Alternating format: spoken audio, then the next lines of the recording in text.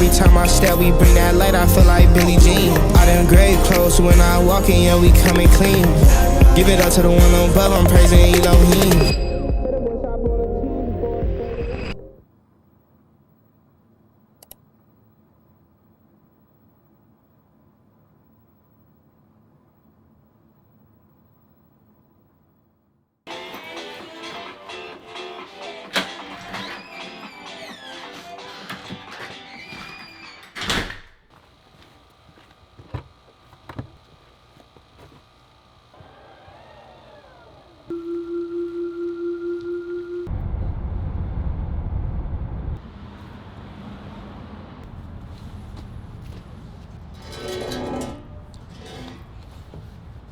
What's up with y'all boys, man? It's your boy Mecca. If you guys don't already know who I am, my name is Mecca, and this channel is called Mecca.mp4. And today we're just, I don't know, I guess it's a day in the life type of vlog, I guess. I really wanted to show the raw reality of what it is or what it takes to truly be a Christian entrepreneur and to exalt Christ in your entrepreneurial journey. I've just noticed there's a lot of things that when you want to prioritize Christ in your business, there's a lot of different things that you can't do, especially when it comes to, you know, just working with certain people, taking certain opportunities, hiring people, like things like that. There's so many things that you have to factor, because when you build a company that's wanting to exalt Christ, there's just a lot of different things that you have to navigate, because you have to use your discernment. There's just a lot of things that just don't sit right with you sometimes. So that's an area of my life that I'm truly navigating, and I really want this video to kind of just show the raw reality of what it is and what it takes to be a true Christian entrepreneur, all the way down from your operations to your imaging to your message, all those things. So I feel like that's the season of life that I'm in, you know, just trying to prioritize Christ in my business. The company that I'm working with or in is a family business, and it's been operating for quite a while, long before I came around. And so it's definitely a challenge when you're taking an existing company and existing ideas and cultures that have already been in place for so long, and then trying to turn that in a direction that prioritizes Christ. It's definitely a challenge, because there's so many different cogs and wheels that you have to change or readjust or completely remove in order to, you know, get that Christ-led business that you want. Today is just a day in the life of the raw reality of what it takes to be a Christian entrepreneur. I came to the park because I wanted to do some work, but it's actually mad hot right now. Obviously y'all can't really feel the temperature, but bro, it's burning up. Like earlier this morning, I had a jacket on because it was way colder. But now it's like, bro, I'm low-key burning up. It's super bright out here. So we're gonna try to do some work, get some stuff done, but you know, I'm gonna see how long I'm gonna last, because it's burning up. Okay, that actually didn't last long at all. I actually moved locations literally as soon as I stopped recording. My camera started to get hot, phone started to get hot, so we're in a different spot now. Our company is in the middle of rebranding in a few months. New logo, new website, new adverts, new everything. So I've kind of been put on the forefront, the battle lines, to steer that project.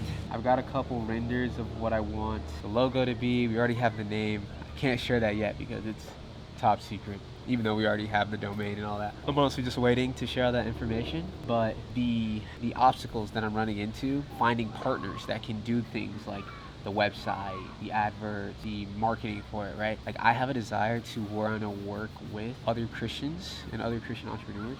And I know that's not going to be the case every single time, right? It's just impossible. I mean, it's not impossible, but you know, there's sometimes you can't work with people who have your same worldview. But I like the idea of working with other Christians, because they'll have that same discernment when it comes to not compromising in certain areas. Long story short, I had a mentor that was teaching us and coaching us. Back in the day, me and Lauren, we used to have an influencer marketing agency. He was coaching us and giving us advice, but it was in a way a little bit deceptive in some areas, right? Kind of going against our beliefs and worldviews. So long story short, I just like the idea of working with other Christians, because I don't have to go through that, right? You know, they won't cut corners to maximize profit and opportunity. Yeah, we're gonna do some work, and yeah, Caminando voy, llena de emoción. Voy con un secreto y no te lo doy. Recordándome de algo anterior, una historia larga de un amor.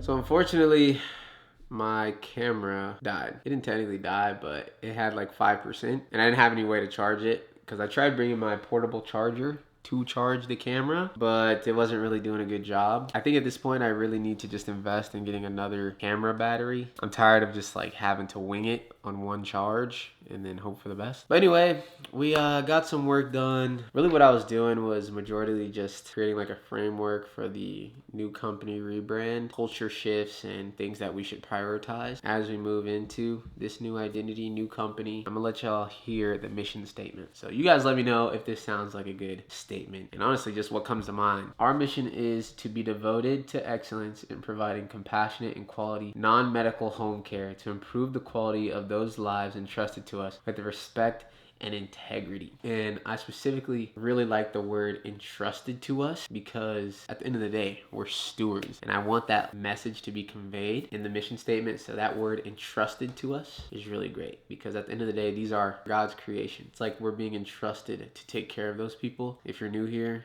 this is for a home care agency, home health. So this is like your mom, dad, grandma, granddad. They want people in their house to take care of them or look after them or like hang out with them. That's what we do. Today is really, it's honestly like a slight day because it is Saturday right now. It's not even like a work day. So there's not really much work, at least operationally, to do right now. But I do want to go get some groceries. I really need to prioritize just eating healthier because I think that's another aspect as well. Like, yes, you know, you can be a businessman or woman, entrepreneur, whatever, but you have to also take care of your temple as well, take care of your body, you know, just making that a priority, living a healthy or a moderately healthy lifestyle. We're gonna go grocery shopping. Hopefully we can stay within budget because I've been doing this new thing that I'm only allotted to spend a certain amount of money every single day to help me budget it. Before I was using like spreadsheets and like different apps and stuff to track my expenses, but I think what has helped me is to track my goals on like the smallest scale possible. So instead of thinking this week I'm only going to spend $300 max, right? Instead, setting that goal to only spend $300 for the week, I can scale that back and say, oh, I'm only going to spend, I don't know what adds up to 300, but I'm only going to spend like $30 a day, you know, and that makes the goal a lot easier to track because you can track how much money you spend on a day-to-day basis. But when you start getting into the weeks and the months and like larger time frames, you kind of get lost in the sauce. So that's really been helping me keep track of my goals. So we'll see.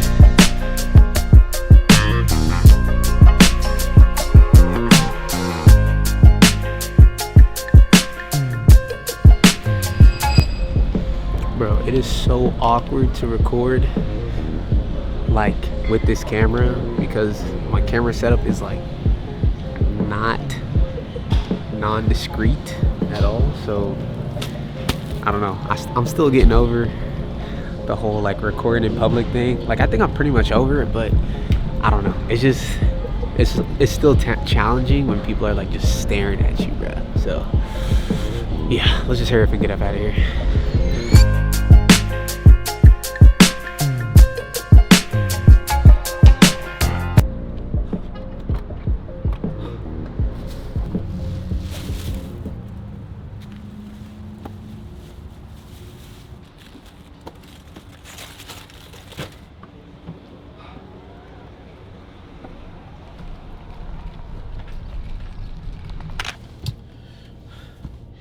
Car needed charging, so guess we're just gonna charge the car before we go back home. But while we're waiting, I wanted to drop a word on y'all, man, because as of late I've kind of felt in a way just not really knowing God's plan or like what's next, because you know, from my human limited perspective, a lot of things that have been happening have been kind of confusing. So I was trying to understand, you know, and it was really kind of put me in this spot where I was just like clueless for real. And Lauren yesterday, because I told her, but I've been feeling like that for a little bit, but I told her yesterday, and she literally dropped this verse on my head, and it literally says, man cannot know God's ways. There's a vanity that takes place on earth, that there are righteous people to whom it happens according to the deeds of the wicked, and there are wicked people to whom it happens according to the deeds of the righteous. This also is vanity, and I commend joy, for man has nothing better under the sun but to eat and drink and be joyful, for this will go with him in his toil through the days of his life that God has given him under the sun. When I apply to my heart to know wisdom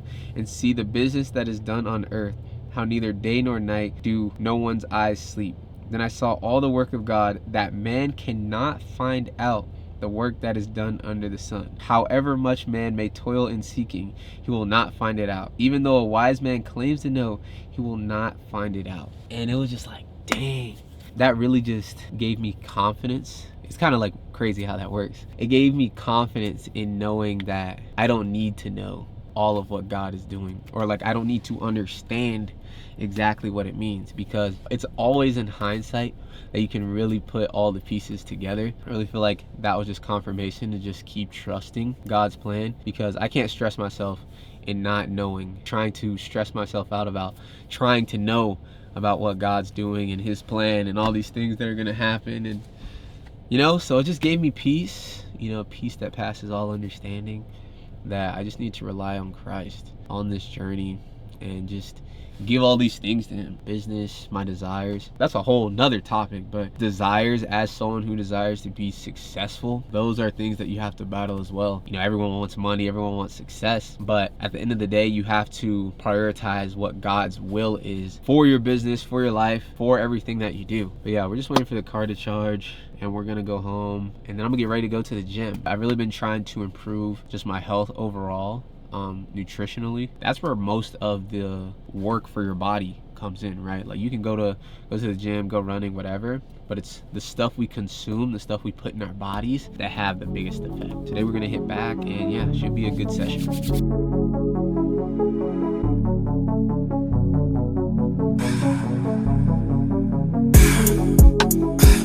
He gave me the plan, I'm like, what's next? I gave him my life and I'm so obsessed. I don't like that, I gotta stay all set. Saying he done, he not no threat. I'm still on my grind to go down there. Praying for souls, I'm not done yet. See how you move, I'm so pumped.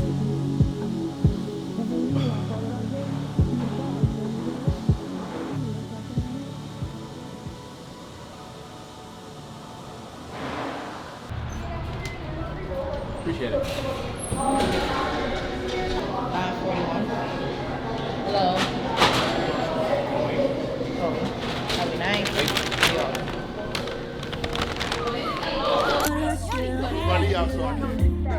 You showed me your grace. Now my life's renewed and I thank you. You ready? Let's do it. Hey, what's the song? Oh yeah, what's the song? It's called Secret Place. Okay. And I guess it's pronounced Imran. Yeah, she knows it. She helped. Are you for real, dude? I just don't My father is a serious God, therefore I'm not you. Fire upon the altar, only time we show. Set it up. I told y'all. What are they?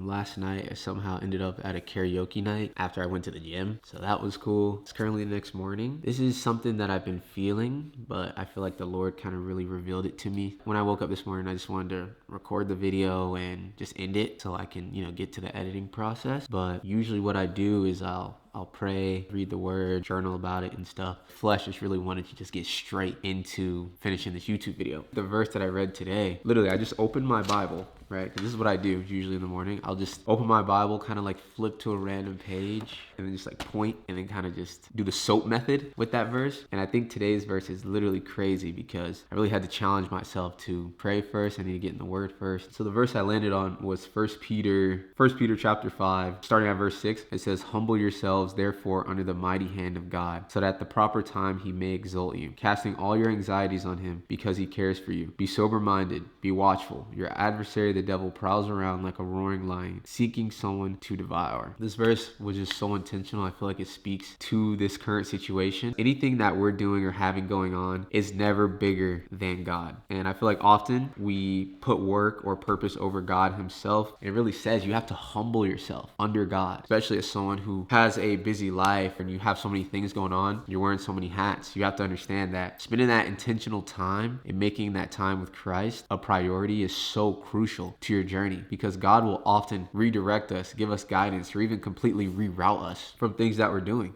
if we just only spend that intentional time with him. You can only find that identity, who that person is, that version of yourself, only by drawing nearer to God. Even today I journaled. In my life, often I put prayer or reading the word to the side because I'd rather act on an idea or thing quickly. I notice this tends to have a more negative effect than a positive one. Only in hindsight, realizing if I had spent that time with Christ, he would have given me direction or rerouted me. And it's so true, man. If you're an entrepreneur, if you're someone who strives to be successful in a certain area of your life, that obviously takes work, and you have to be proactive. You can't just sit around and wait for things to happen. But at the same time, you need to realize that you have to make Christ a priority. You can't be a successful Christian entrepreneur, right? That's what separates a Christian entrepreneur and a follower of Christ in their business, is their intentionality with God. Because the person that's being a servant is making Christ a priority in their business, in their company, in their purposes. They're making that a priority, and you can only know and do God's will if you're spending time. How can you know the will of God if you're not spending that intentional time with God? Yes, you can read your Bible and go through the motions, but that's just such a surface level way of connecting with God. He knows when we're just kind of half doing it. Just think about that on your journey. If you are a Christian entrepreneur, you need to make Christ a priority in all things. Your business partners, your business relationships, the clients you take, the employees you hire, the systems you use, and as well as your prayer time, the things that nobody sees, things that are just between you and God. That's all I really had to say for you guys. I really hope you guys like this video. Get my comments, guys. Let me know what you think of this video. If there's any pointers, any things that stood out or stand out to you, you just put them in the comments. So until next time, guys. Peace. I keep running